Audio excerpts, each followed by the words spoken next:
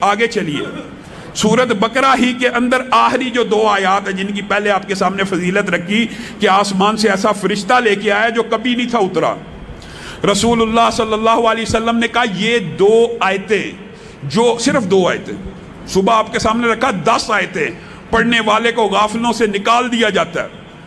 اگر صرف دو آیتیں پڑھ لے صرف دو آیتیں صحیح حدیث کے الفاظ ہیں یہ دو آیتیں ساری رات کے لیے اس کو کفایت کر جائیں گی. اب محدثین نے یہ جو کفایت کا لفظ ہے اس کی ٹرانسلیشن کی ہے. کفایت کر جائیں گی سے کیا مراد؟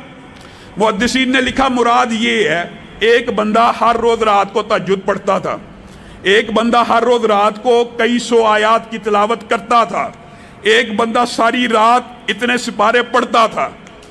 اب ہوا کیا ایک دن اس کو نیند آ گئی, وہ جلدی میں تھا, وہ کچھ نہ پڑھ سکا, صرف ان دو آیتوں کی تلاوت کر لی.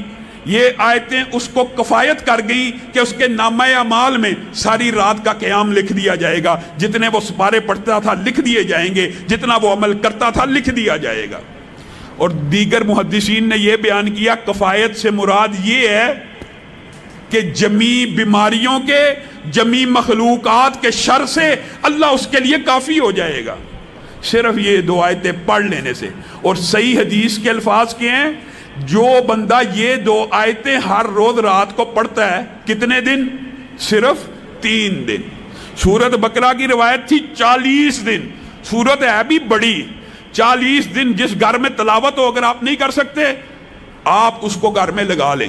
40 دن جتنا مرضی پرانا جادو ہو, جتنا مرضی پرانا توید ہو, جتنی مرضی بندش ہو, کوئی بھی آپ سلسلہ سنیں, آپ 40 دن لگاتار اپنے گھر میں سورت بقرہ کی تلاوت کر لیں یا چلا لیں سی ڈی کے اوپر, کیسٹ کے اوپر, اس گھر میں شیطان اور جنات کا اثر ختم ہو جاتا ہے.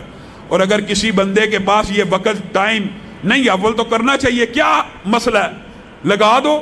گھر میں کوئی ڈیوائس ہے اس کے اوپر لگا دو, کیا مسئلہ, گھر میں چلنی چاہیے. اپنے گھروں کو قبرستان مت بناؤ, ادھر تلاوت ہونی چاہیے. یہاں سے یہ بھی ثابت ہوتا ہے کہ قبرستان میں تلاوت نہیں ہونی چاہیے, گھروں میں ہونی چاہیے. 3 دن جو بندہ سورت بقرہ کی یہ آخری 2 آیات کی تلاوت کرتا ہے, اس حدیث کے الفاظ بھی یہی ہیں کہ اس کے گھر سے شیاطین اور جنات بھاگ جاتے ہیں. گویا سورت بقرہ کے اندر پورے کا پورا توڑ موجود ہے, جادو کا, جنات کا. انسان کو وہم ہے نا, وسوسہ ہے, بدش ہے, رزق کی کمی ہے. سورت بقرہ کی تلاوت گھر میں لگائے, نہیں لگا سکتا, یہ آخری 2 آیتیں یاد کرے, کیونکہ نبی کریم نے ان کی اضافی فضیلتیں بھی بتائی ہیں کہ اس کے اندر جو مانگا جاتا ہے نبی کریم نے کہا وہ اللہ عطا کر دیتے ہیں.